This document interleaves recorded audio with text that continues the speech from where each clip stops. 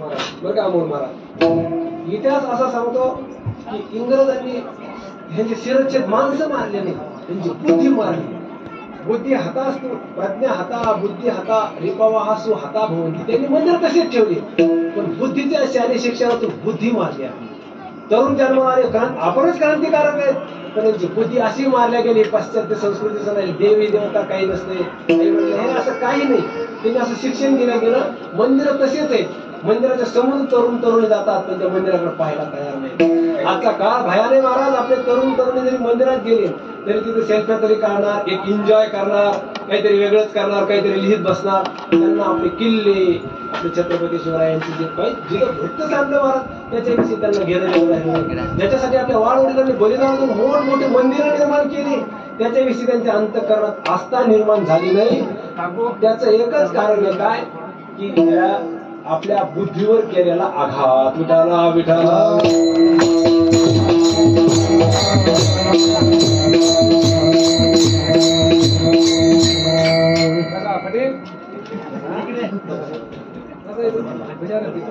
आपला फोटो कोणतरी घेईल, पण कोण घेणार नाही. माझा फोटो बसायचं, बसला जाऊ नका कुठं ना. असं काय खूप वेळ झाला. आपले कीर्तन एक वाज जिथं कीर्तन संपाच्या टायमाला आपले कीर्तन सुरू झाले, पण तरी पण थोड्या वेळात आपली भगवंताची सेवा आहे, बाबांची सेवा आहे, माऊली दादांची सेवा आहे. हे सगळे वारकरी मंडळी आले, तुम्ही एवढे निष्ठेने सकाळपासून आमच्या माता माऊल्या बसल्या, सगळा हो माहोल पाहिला. आणि मी तरी काय तुमचं जास्त कष्ट घेणार नाही, जास्त वेळ कीर्तन करणार नाही, लवकर मात्र सोडणार नाही. आपल्यामध्ये आत सोडणार ऐका किती महाराज. मला इथं आलं तर ज्या वेळेला फोन केला, ते काय आपले हे कदम साहेब काय म्हटले नाहीत किंवा महाराज मी खर्च केला असं. मला अमोल महाराजांनी सांगितलं, आणि ते फक्त म्हणजे महाराज या तुमची सेवा होईल, तुम्ही आमच्या जवळच राहता, ते आम्हाला भेटण्यासाठी पण आले होते वागदऱ्यामध्ये या, अशी त्यांनी इच्छा व्यक्त केली. मी आहे रिकामाच आहे म्हणून आम्ही आमच्या महात्म्याकडे शिकलो.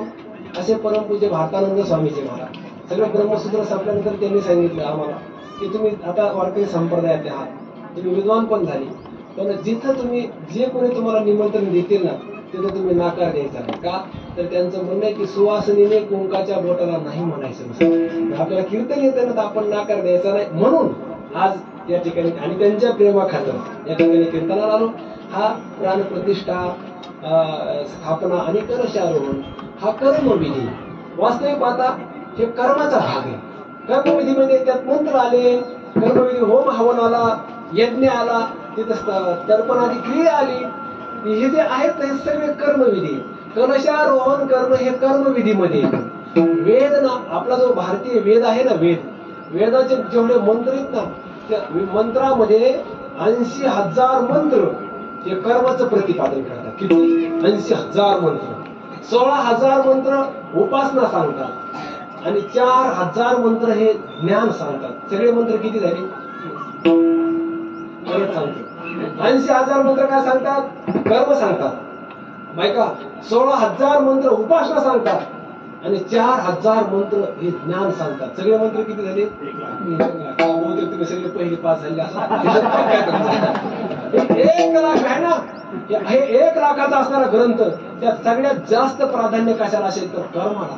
महाराज आपण जन्मल्यापासून अंत्येष्टी संस्कारापर्यंत आपल्याला कर्मातच राहावं लागतं, आणि अंत्येष्टी संस्कार झाल्यानंतर उत्तर काळामध्ये श्राद्ध तर्पणादी क्रिया असतात, त्या पण कर्मातच येतात. कर्मविधी आपल्याला महाराज गर्भधान संस्कारापासून आपल्या पाठीमागं कर्म आहे, त्या कर्माचं प्रतिपादन आहे. महाराज तुम्ही प्रत्येक गोष्टीला कर्म आहे. आपल्या घरातून आपण बाहेर जात असताना आपले पाऊल कोणत्या दिशेने पडतात त्यानुसारही आपल्या दिवसाची दिनचर्या घडत असते. फार सूक्ष्म कर्मामध्ये हा कर्मविधी. आणि कर्मविधीमध्ये काय असतं माहितीये का? त्याच्यामध्ये निर्दुष्टता असावी लागते.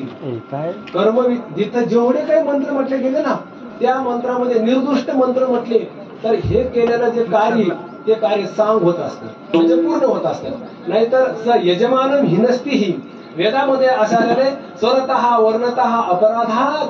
म्हणजे जर त्या ब्राह्मण देवतेकडून मंत्र म्हणत असताना स्वर हुकला, त्या मंत्रातला स्वर म्हणजे अच्या जागेवर आ उच्चार झाला, जिथं ईच्या जागेवर उकाराचा उच्चार झाला, जिथं विसर्गाचा उच्चार करायचा तिथं विसर्ग उच्चार गेला नाही.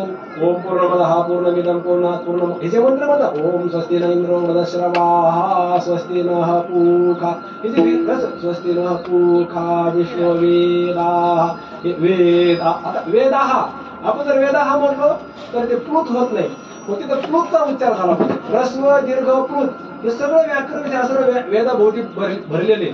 आणि जर उच्चार त्यांच्याकडून चुकला, मग आत्मना श्रुती स्मृती प्राणोत्तम हे जे म्हणताना आपण मागं म्हणतो ना, एक तर ब्राह्मणाचं चुकलं नाही पाहिजे, त्यांचं चुकून पुन्हा आपलं जर चुकलं तर सगळे दोष आपल्याला लागतात. काही वेळेला ब्राह्मण बरोबर म्हणतात तर आपल्याला ते काय गडबडीत म्हणतं हे ऐकायला येतं, आपण दुसरंच काहीतरी म्हणतो, बरोबर आहे का नाही. पण त्याच्यात ते दोष आपल्या यजमान हे नसते. सगळे या यज्ञामध्ये चुकलेले सगळे दोष हे यजमानाला लागत असतात. वेदामध्ये असं आलेलं आहे, वृत्रासुर आणि इंद्र त्यांचं युद्ध होणार होतं, घनघोर युद्ध होणार होतं. मग वृत्रासुराच्या वडिलांनी काय केलं, मोठा यज्ञ केला आणि यज्ञामध्ये सगळ्या ब्राह्मण देवता बोलवल्या आणि सगळ्या ब्राह्मण देवतेला हवन करायला लावलं की ह्या यज्ञामधून यज्ञाच्या मंत्राच्या सामर्थ्यावर माझ्या मुलाचा विजय झाला पाहिजे आणि इंद्र हारला पाहिजे. मग त्यांनी सर्व ब्राह्मणांनी मंत्र म्हणत असताना मंत्र म्हणताना ते मंत्र म्हणू लागले. परत त्यांच्यात चर्चा झाली, अरे म्हणजे आपण जर मंत्र पूर्ण म्हटलो आणि मंत्र जर सांग झाली तर हा जिंकेल वृत्रासुर, आणि वृत्रासुर हा राक्षस आहे, सगळं राक्षसाचा राज्य येईल ना. मग आपण आताच विचार केला पाहिजे की बटन कोणाचं दाबायचं, आपण हे म्हणजे मंत्र कसे म्हणायचे, मंत्र कसे, त्यांनी विचार केला. आता सावध झालं पाहिजे. महाराज ते इंद्र शत्रू वर्धस्व हा मंत्र आहे, इंद्र शत्रू वर्धस्व, इंद्र शत्रू वर्धस्व स्वाहा. मग ते वृत्रासुराचे वडील हवन करायचे आणि ब्राह्मण मंत्र म्हणायचे.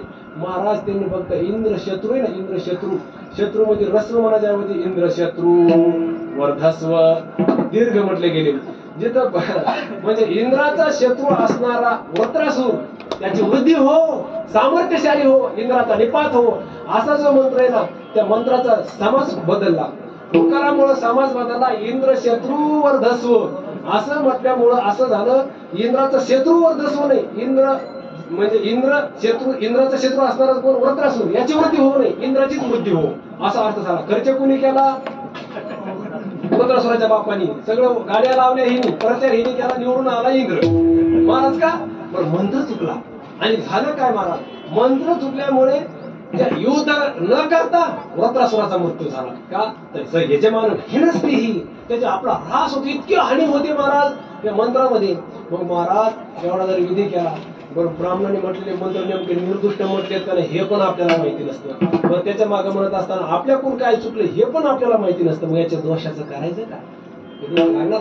आणि पुन्हा आणखी सांगू का, जे होम हवनाचे जे मंत्र असतात ना, ते मंत्र म्हणत असताना जी ब्राह्मण देवत आहे त्या ब्राह्मण देवतेने म्हटल्या गेलेले मंत्र हे ताजे मंत्र असावे लागतात. शिळे मंत्र म्हणून चालत नाही.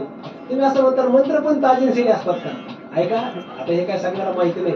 आम्ही ज्या महात्म्याकडे शिकलो ना, तिथं काही ब्राह्मणाचे मुलं आले होते, त्यांनी आम्हाला हे सांगितलं, ब्राह्मण देवता मंत्र म्हणत असताना त्याने त्याचे मंत्र ताजे कोणते आणि शिळे कोणते, त्या ज्या ब्राह्मणाच्या घरामध्ये रोज अग्नी होतं, रोज हवन यज्ञ होतो आणि त्या यज्ञामध्ये सविता सहित त्या यज्ञाच्या साक्षीने जी ब्राह्मण देवता ओम सहनावतु जे मंत्राचं हवन करते ना, ते मंत्र ताजे असतात. रोज मंत्र म्हणावे लागतात, तेव्हा ते मंत्राच्या ठिकाणी ताजेपणा राहतो. जर ब्राह्मण देवता काही घाईमध्ये असेल, आज मंत्र म्हटले नाहीत उद्या म्हणावेत, उद्याही खाडं झालं, परवा दिवशी म्हटलं तरी चालते. पण 3 दिवस संपले आणि 4थ्या दिवशी जर परत होम हवन करूनही जरी मंत्र म्हटले गेले तरी ते मंत्र ताजे राहत नाही, ते मंत्र शिळे होतात. त्यांची व्हॅलिडिटी म्हणजे समाप्तीची तारीख संपून जाते. परत त्या मंत्राने जे काही काम करायचे ते कार्य होत नाही, तर एक्सपायर होते. एक्सपायर डेट म्हणतात ना आपल्यामध्ये. काय असतं, कोणत्याही वस्तूची उत्पत्तीची तिथी असते आणि समाप्तीची तारीख असते. म्हणजे 2 तारखेमध्ये ती वस्तू, मेडिकल मध्ये जर आपण काही औषध घेतलं तर त्या औषधावरती निर्माण झालेली तिथी तारीख असते आणि तिची परिसमाप्तीची तारीख असते. तेवढ्या काळातच त्याचा उपयोग करावा लागतो. जर त्या औषधाची तारीख संपलेली असेल आणि तारीख संपल्यानंतरही म्हणजे त्याचे एक्सपायर झाले ते आता तरी पण जर आपण ते औषध घेतलं तर त्या औषधाचे 2 कारणं होतात. ज्या आजारासाठी आपण औषध घेतो एक तर तो आजार बरा होणार नाही असं होऊ शकतो, म्हणजे हे परवडलं. नाहीतर मग दुसरं काय होतं, त्याचे दुसरेच काहीतरी साईड इफेक्ट होत असतात. म्हणजे समाप्ती झालेलं जर औषध घेतलं, एक्सपायर डेट झालेलं असं औषध जर घेतलं तर तसं पण येत नाही. तसे जर 3 दिवसापेक्षा जास्त कधी ते मंत्र म्हणत नसतील आणि तेच मंत्र जर यज्ञामध्ये म्हटले गेले तर ते मंत्र हे एक्सपायर झालेले असतात. त्या मंत्राने ते कार्य होत नसतं. ते माझं येण्याचं ऐकून फार ऋषी मुनी कोण ऐकलेले. महाराज मग करायचं काय? यजमान हे नसतील त्याच्या जेवढ्या कोणी चुका करतं ना त्या सगळ्या चुका ह्या यजमानाला लागतात. यजमान म्हणजे ज्याने करवलंय, ज्याने जो यज्ञ उभा केला, ज्याने खर्च केला, ज्याने कष्ट केलं त्याच्यात त्याला ते दोष लागत असतात. मग याच्यातून पर्याय काय? तर आमच्या वारकरी संप्रदायाने एक पर्याय ठेवला. या जगतामध्ये कितीही कोणतंही कार्य करत असताना त्यात केवढाही जरी दोष आला, किती जरी दोष झाले तरी त्या दोषातून मुक्ती करून देण्याचं सामर्थ्य आमच्या भजन साधनेमध्ये आहे. म्हणून आमचे ज्ञानोबा सांगा आरंभे आवडी आदरी आले नाम सगळं सिद्धी जगी झाली पूर्ण काम. या जगतामध्ये तुम्ही कोणतंही कार्य करा, वेदाचं, यज्ञाचं, कर्माचं कोणतंही असू द्यावं. तुम्ही महाराज हेच कार्य नाही, तुम्ही संसाराच्या क्षेत्रामध्ये जर एखाद्या वेळेला टिपण धरत असताना तुम्ही जर रामकृष्ण हरी म्हणून जर टिपण चालवली ना तुमचं 1 नंबरचं पीक येणार. नका आताच नका फिरू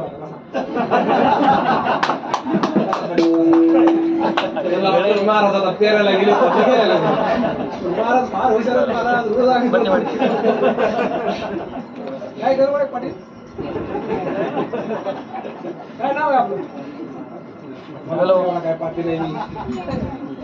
हॅलो आनंद छोटे मुलं आहेत.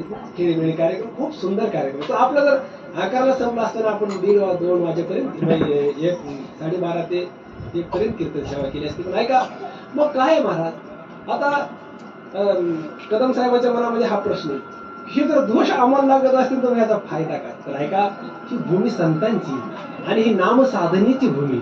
इथं खूप नाम साधन झालं. वारकरी संप्रदायामध्ये नामधारक हे चाकरवाडीकर माऊली महाराज करतात आणि चाकरवाडीकर माऊली महाराज हे आपल्या स्वामीच्या परंपरेची.